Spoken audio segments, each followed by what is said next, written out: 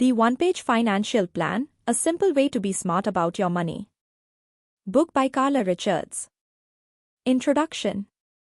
ज़्यादा ऑप्शन का मतलब है ज़्यादा चिड़चिड़ाहट, क्योंकि हमें ऐसा लगता है कि हमारे पास चूज करने की फ्रीडम है, पर असल में ये हमें और भी ज़्यादा कंफ्यूजन में डाल देती है।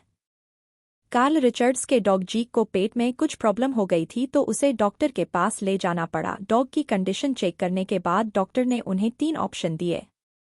बाकी लोगों की तरह कार्ल भी एक बिजी आदमी है जिनके पास बहुत काम होता है। उनका अपना काम, बच्चे, खाना, घर के बिल्स वगैरह वगैरह, यानी उन्हें हर चीज का ख्याल रखना पड़ता है। इसके साथ ही उन्हें अपने डॉग की भी फिक्र है, इसलिए उनके पास ऑप्शन चूज करने का टाइम नहीं था। कार्ल ने बेचैन होते हुए कहा, देखिए, मेरे पास ऑप्शन चूज करने का टाइम नहीं है, आप ही बता दीजिए क्या बेस्ट है, हम वही करेंगे। हालांकि डॉक्टर बार बार उन्हें ऑप्शन दे रहा था कि उनके पास क्या क्या चॉइस है, लेकिन कार्ल और ज्यादा कंफ्यूज हो रहे थे। आखिर में वो अपना गुस्सा कंट्रोल नहीं कर पाए और उन्हें चिल्लाकर अपनी बात कहनी पड़ी, मैं अभी इस पोजीशन में नहीं हूं कि कुछ भी डिसाइड कर सकूं। इसलिए आपसे रिक्वेस्ट करता हूं कि आप ही कोई राइट ऑप्शन सजेस्ट कीजिए। इस तरह की बेचैनी और फ्रस्ट्रेशन वाली फीलिंग सिर्फ हमारे घरेलू मामलों तक सीमित नहीं है। बात जब फाइनेंस की हो तो भी हमें कई बार इसी तरह की फीलिंग होती है। बात अगर फाइनेंशियल प्लान की हो तो आपको कई लोग मिलेंगे जो अपनी एडवाइस देंगे। इस टॉपिक पर आपको कई किताबें और मैगजीन भी पढ़ने को मिलेंगी। लोग आपको अलग अलग ऑप्शन देंगे। यही एक मेन रीजन है कि बहुत से लोग और ज्यादा कंफ्यूज हो जाते हैं, क्योंकि उन्हें ये तक पता नहीं होता कि शुरुआत कहाँ से करें। लेकिन हम आपके लिए लेकर आए हैं वन पेज फाइनेंशियल प्लान, जो एक ऐसी बुक है जिसमें आपको ऑप्शन देकर कंफ्यूज नहीं किया जाएगा। ये आपको ऐसे स्टेप्स की तरफ लेकर जाएगी कि आप खुद ही अपना फाइनेंशियल प्लान क्रिएट कर सकोगे। डिस्कवरी। पहला कदम जो आपको एक ग्रेट फाइनेंशियल प्लान बनाने की राह में उठाना है, वो है ये पता करना कि आप अपनी फाइनेंशियल जर्नी में आखिर हो कहाँ पर। कहीं आप बहुत पीछे तो नहीं हो, या अपने गोल के पास हो, या फिर काफी आगे निकल चुके हो। इस स्टेप को 3 पार्ट में डिवाइड कर सकते हैं।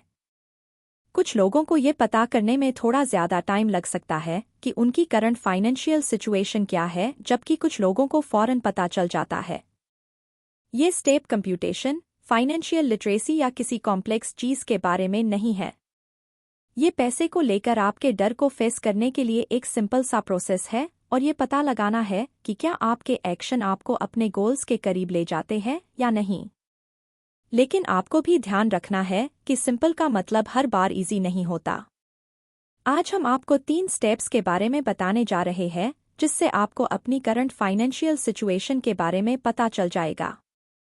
सबसे पहले तो खुद से एक सवाल करो, पैसा मेरे लिए क्यों इम्पोर्टेंट है? आपको इस सवाल के जवाब में ये पता चलेगा कि आप पैसा कमाने के लिए हार्ड वर्क नहीं कर रहे हो। पैसा आपको इनसिक्योर नहीं बनाता, बल्कि जिस वजह से आप मेहनत करते हो और इनसिक्योर फील करते हो, उसके पीछे वजह है वो सारी चीजें जो हम पैसों से खरीदते हैं, ना कि खुद पैसा। जैसे एग्जाम्पल के लिए, कार्ल एक बार अपने 2 सक्सेसफुल फ्रेंड्स से बात कर रहे थे जो मैरिड कपल थे। कार्ल ने उनसे एक सवाल पूछा, तुम्हारे लिए पैसा इम्पोर्टेंट क्यों है? पहले तो उन्होंने जवाब दिया कि पैसा उन्हें फ्रीडम और फ्लेक्सिबिलिटी देता है। हालांकि जब उन्होंने इस बारे में और डिस्कस किया तो वाइफ ने फाइनली रियलाइज किया कि वाकई में पैसा उसके लिए बेहद इम्पोर्टेंट चीज है। मैं अपनी फैमिली बढ़ाना चाहती हूं, पर ऐसा लगता है जैसे मुझे इसके लिए कभी टाइम ही नहीं मिलेगा, क्योंकि मैं पैसा कमाने के लिए इतना हार्ड वर्क जो कर रही हूं। अपने जवाब पर ना सिर्फ उसका हस्बैंड बल्कि वो खुद हैरान थी। उसने कभी भी नहीं सोचा था कि पैसा उसके लिए इतना इम्पोर्टेंट हो सकता है। इस तरह के सवाल का जवाब देना अनकंफर्टेबल और मुश्किल हो सकता है। वो इसलिए क्योंकि इससे आपके दिल में छुपे कुछ राज बाहर आने का डर है जो आप याद नहीं करना चाहते। लेकिन ये स्टेप इम्पोर्टेंट भी है ताकि आप समझ सके कि आपके फाइनेंशियल डिसीजन का आपके वैल्यूज के साथ भी एक गहरा रिश्ता है। नेक्स्ट स्टेप है अपने फाइनेंशियल गोल्स गेस करना, यानी आपको अंदाजा हो जाए कि आखिर आपके मनी मैटर से रिलेटेड गोल्स क्या है। जी हाँ, गेस टर्म ही यहाँ यूज होगी, क्योंकि सब कुछ इसी पर डिपेंड करता है। होता क्या है कि ज़्यादातर फाइनेंशियल प्लानिंग कुछ ज़्यादा ही स्ट्रिक्ट होती है और ये सबसे बड़ी प्रॉब्लम है। वैसे तो फाइनेंस अपने आप में एक लॉजिकल चीज़ है, लेकिन ये भी सही नहीं होगा कि आप अपने फाइनेंशियल गोल्स के लिए कोई बाउंड्रीज सेट कर ले। इस तरह के सवाल पूछना गलत होगा। क्या आप फ्यूचर में कितने का घर खरीदने की सोच रहे हो, या फिर आज से 10 साल बाद आपके खर्चे कितने बढ़ चुके होंगे? सच तो ये है कि हम अपनी पूरी लाइफ पहले से प्लान नहीं कर सकते। ये पॉसिबल ही नहीं है, क्योंकि लाइफ हमेशा बदलती रहती है। लाइफ में जो आज है वो कल नहीं होगा। सुनने बड़ा अजीब लगता है, क्योंकि हम इसी अनसर्टेनिटी से बचने के लिए ही फाइनेंशियल प्लानिंग करते हैं। लेकिन वही इसके अपोजिट, हम फ्यूचर के लिए कुछ भी प्लान करके नहीं रख सकते। अनसर्टेनिटी और इनसिक्योरिटी को अवॉइड करने की कोशिश फिजूल है। इससे अच्छा होगा कि हम इसे अपना ले। फाइनेंशियल प्लानिंग का गोल आपको एक झूठी तसल्ली देना नहीं है, बल्कि ये आपको फ्यूचर की किसी भी अनचाही सिचुएशन के वक्त में हेल्प करती है। फाइनेंस के बारे में गेस करना ऐसा ही है जैसे आप यूरोप के ट्रिप पर जा रहे हो। अपनी जर्नी के लिस्ट के हिसाब से हर चीज़ प्लान करने के बजाय बेटर ये होगा कि कुछ चीज़ें अनप्लान्ड रहने दी जाए, यानी जो होगा देखा जाएगा। इससे आपको फ्रीडम मिल जाएगी कि आप अपनी चॉइस से आउट ऑफ प्लान चीज़ें कर सकते हो, जैसे किसी गर्म दिन में स्विमिंग करना या फिर ऐसे रेस्टोरेंट में खाना जो आपके ट्रैवल बुक में कहीं मेंशन नहीं किया गया है। थर्ड स्टेप में हम उस प्रोसेस की बात करेंगे जिससे आप खुद की पर्सनल बैलेंस शीट बना सके। नहीं, नाम सुनकर ही डरिए मत, ये उतना कॉम्प्लेक्स नहीं है जितना कि आमतौर पर फाइनेंशियल प्लानर बनाते हैं।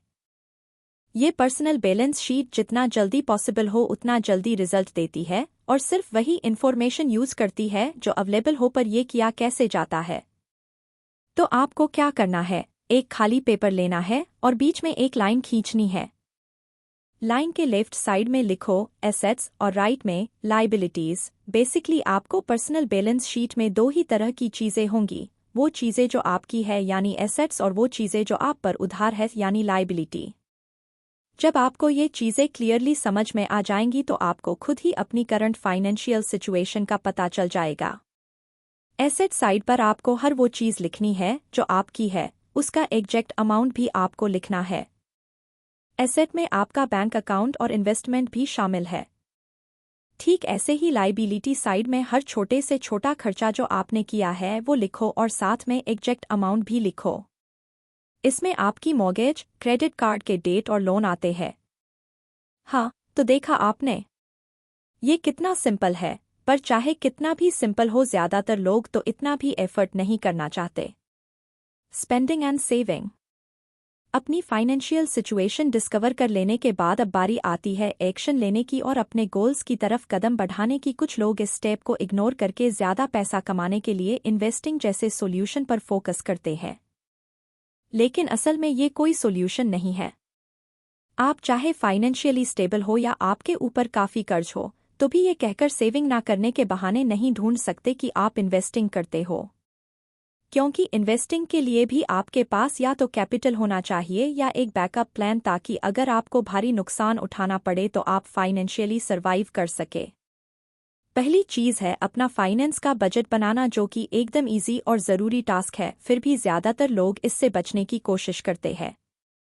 बजटिंग कोई सज़ा नहीं है, ना ही इसमें आपको नंबर्स में उलझना है। बजटिंग इसलिए की जाती है कि आप फाइनेंशियली अपनी सिचुएशन को लेकर अवेयर रहे। आपको पता हो कि आप जो पैसा मेहनत से कमाते हैं वो कहाँ और किस तरह खर्च हो रहा है, और कितना आपको सेव करना चाहिए, जो कि बजटिंग का सबसे इम्पोर्टेंट पार्ट है। बजटिंग बस एक टूल है जो आपको हेल्प करेगी कि आपके एक्शन आपको अपने गोल्स की तरफ ले जाए। बजटिंग का मतलब है उन सारे खर्चों का लेखा जोखा जो आप करते हो, यानी छोटी से छोटी चीज़ पर जिसमें आपका पैसा खर्च हुआ है, यहाँ तक कि आपका मंथली खर्च भी बजटिंग में आता है। ज़रूरी नहीं है कि स्ट्रिक्ट बजटिंग की जाए। आप इसे ऑर्गेनाइज करने के लिए जितनी मर्जी उतने टूल्स यूज़ कर सकते हो और उसे मज़ेदार भी बना सकते हो। बजटिंग का मतलब सिर्फ लिस्ट बनाना नहीं है, बल्कि एक्शन लेना भी है। एक बार आपने अच्छे से अपने इंश्योरेंस, ग्रोसरी, एंटरटेनमेंट, ट्रांसपोर्ट वगैरह का बजट बना लिया, फिर आपको स्ट्रिक्टली उसी पर चलना होगा। इसके लिए आप ऑटोमेटिक पेमेंट चूज कर सकते हो। ध्यान रहे कि इसके लिए आपके पास राइट टूल्स, जैसे मान लो आपने हर महीने $500 सेव करने का डिसीजन लिया। इसलिए अब आपको अपने बैंक में एक अलग अकाउंट बनाना होगा जहां आपके $500 ऑटोमैटिकली सेव हो जाए।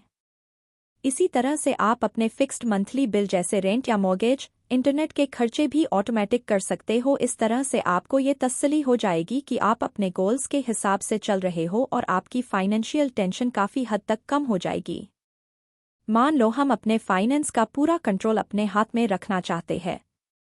इस केस में हमें अपने हर फालतू खर्च का भी हिसाब किताब रखना होगा। जब तक हम अपना रवैया चेंज नहीं करेंगे, कुछ चेंज नहीं हो सकता। हर कोई जानता है कि हर कंपनी रिटायरमेंट प्लान ऑफर करती है, लेकिन अगर आप एम्प्लॉय नहीं हो तो आपको अपना रिटायरमेंट प्लान खुद हैंडल करना होगा। लोग कहते हैं कि अपने रिटायरमेंट प्लान के लिए सेव करने का गोल्डन रूल है कि अपनी सैलरी का 15% सेव करो। पर सच तो ये है कि ये हर किसी के बस की बात नहीं है। इसलिए अगर वाकई में पैसा बचाना है तो आपको खुद से ये सवाल पूछना होगा, कितना अमाउंट सेव करना सही होगा। सेविंग से पहले एक स्पेसिफिक अमाउंट सेट करने से आपके सारे बाकी के खर्चे अच्छे से निकल आएंगे। सेविंग बीच में रुकनी नहीं चाहिए। ऐसा नहीं है कि जब मन में आए तो पैसा सेव करो, वरना नहीं पैसा सेव करो, चाहे आपको कई दफ़ा अपना मन मारना पड़े। इसलिए हो सके तो इसे हैबिट ही बना लो। हालांकि हर कोई फ्यूचर सेविंग के लिए आज का एंटरटेनमेंट छोड़ना नहीं चाहता। जैसे कि हर मंडे $100 सेव करना इजी और फुलफिलिंग लगता है, पर फ्राइडे आते आते आप पार्टी के मूड में आ जाते हैं। वीकेंड पर आप खूब खाना पीना, शॉपिंग करना और एंजॉय करना चाहते हैं। तो ऐसे में हर मंडे आप सिर्फ $25 ही बचा पाओगे। असल में सेविंग करने के लिए डिसिप्लिन में रहना जरूरी है। लोग इसलिए भी सेव नहीं कर पाते हैं क्योंकि वो खुद को फ्यूचर से जोड़कर नहीं देखते। उन्हें लगता है कि लाइफ आज तक ही सीमित है, इसलिए इसे आज ही एंजॉय करो। लेकिन ऐसे लोगों को पता नहीं होता कि उनके एक्शन का रिजल्ट क्या होगा। तभी तो लोग फ्यूचर के लिए सेव करने के बजाय आज में सब उड़ा देते हैं। जब तक लोगों को एहसास नहीं होगा कि उनकी सेविंग उन्हें फ्यूचर में कितना हेल्प करेगी, वो तब तक प्रेजेंट में सेव नहीं कर पाएंगे। इसलिए हमें कमाई से ज़्यादा खर्च करने की आदत छोड़नी होगी और आज से ही सेविंग स्टार्ट करनी होगी। तुरंत मज़ा या खुशी देने वाली चीज़ों और हैबिट पर कंट्रोल करने से हम अपने फालतू के खर्चे को अवॉइड कर सकते हैं। कॉफ़ी, सिगरेट और बिना सोचे समझे शॉपिंग करने जैसी हैबिट से छुटकारा पाकर भी हम अपना काफ़ी पैसा सेव कर सकते हैं। कई बार हमारे बड़े बड़े खर्चों की वजह होती है हमारी बेवजह की शॉपिंग, यानी जो अच्छा लगा तुरंत खरीद लिया। जैसे किसी शॉप में जाते ही अचानक से आपको चॉकलेट खाने की क्रेविंग हो गई, या आपने सिर्फ सुंदर कवर देखकर ही कोई बुक खरीद ली, या फिर रास्ते में किसी दुकान से यूं ही परफ्यूम खरीद लिया जिसकी आपको कोई ज़रूरत नहीं थी। तो ये सारी वो चीज़ें हैं जो आपने प्लान किए बगैर ही खरीद ली थी और इनकी वाकई में आपको कोई ज़रूरत भी नहीं थी। फिजूल खर्ची बाद में हमेशा हमें फ्रस्ट्रेटेड फील कराती है और हम हाथ मलते रह जाते हैं। अपना पास्ट हमेशा याद रखो, लेकिन उसके जियो मत।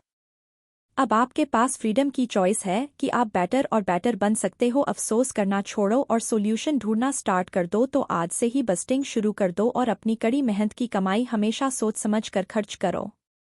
इन्वेस्टिंग। हर कोई स्टॉक मार्केट के नाम से ही एक्साइटेड हो जाता है और यही एक टॉपिक है जिस पर लोग ज़्यादातर डिस्कस करते हैं।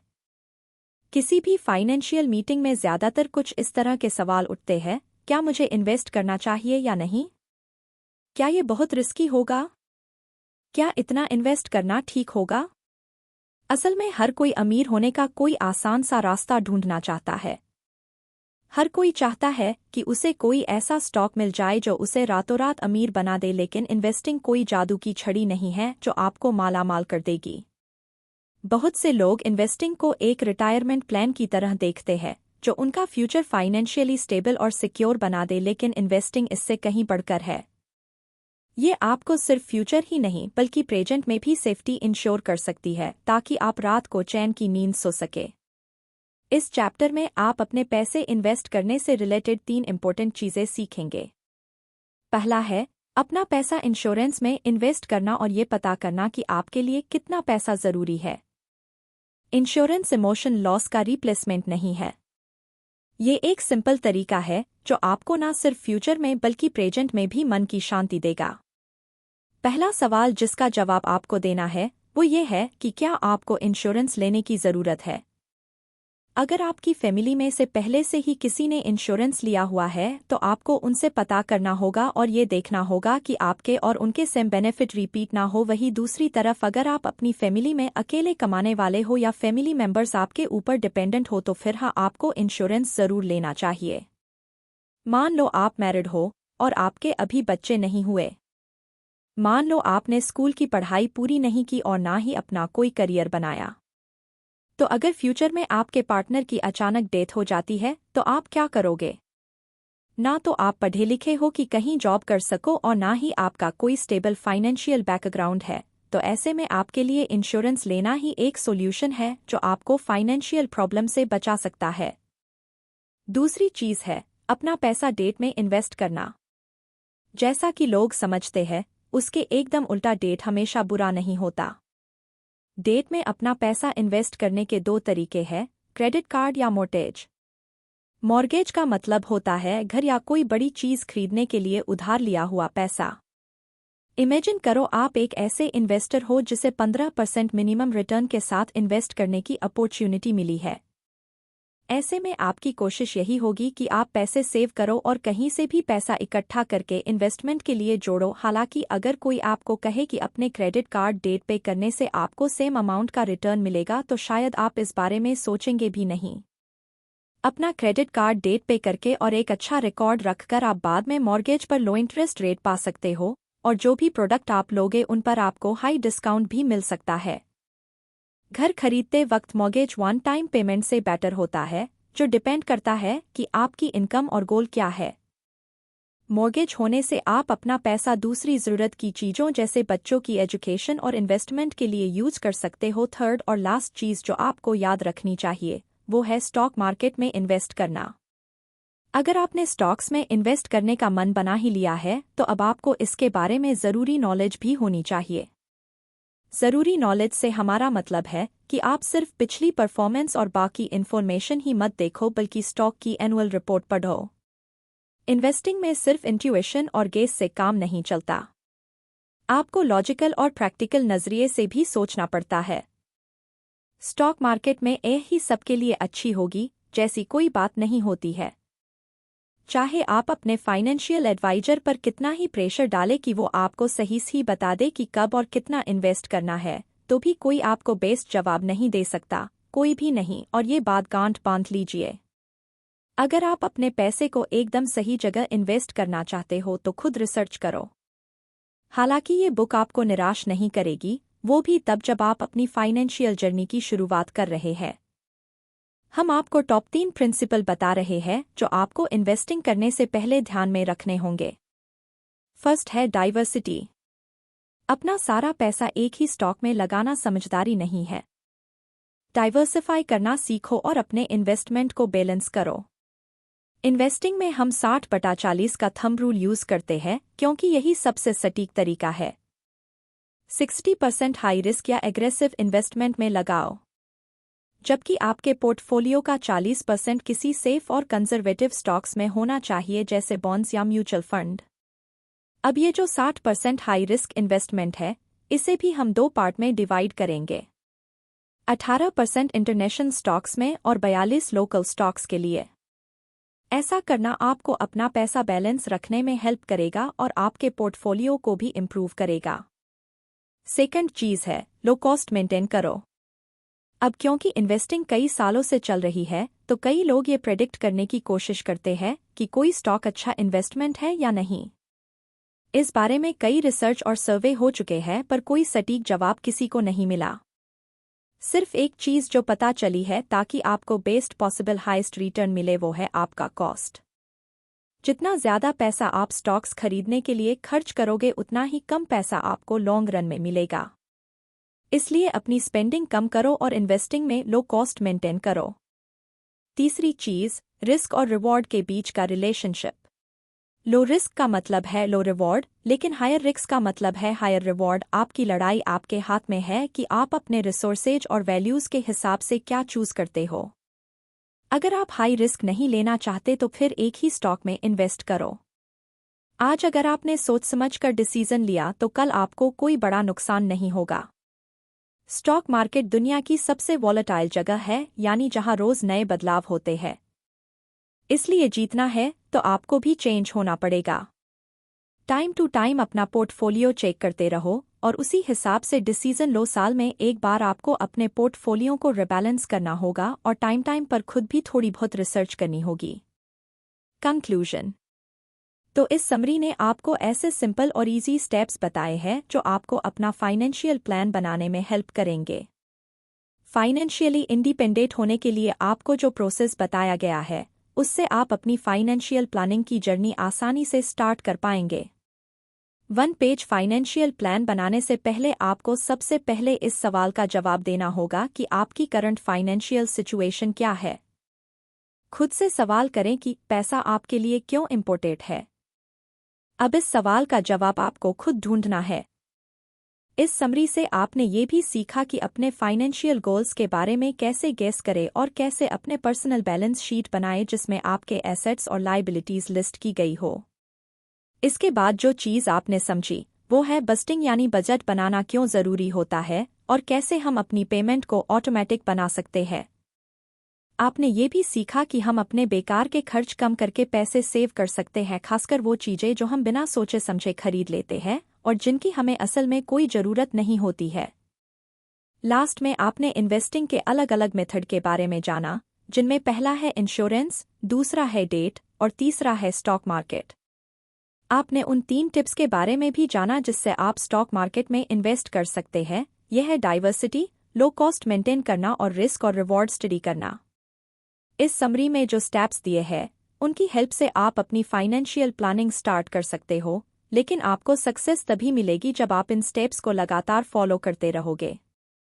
आपने शायद नोटिस किया होगा कि इनमें से ज़्यादातर स्टेप्स सिर्फ आपकी लॉजिकल थिंकिंग को ही नहीं बल्कि आपके इमोशंस को भी यूज़ करते हैं।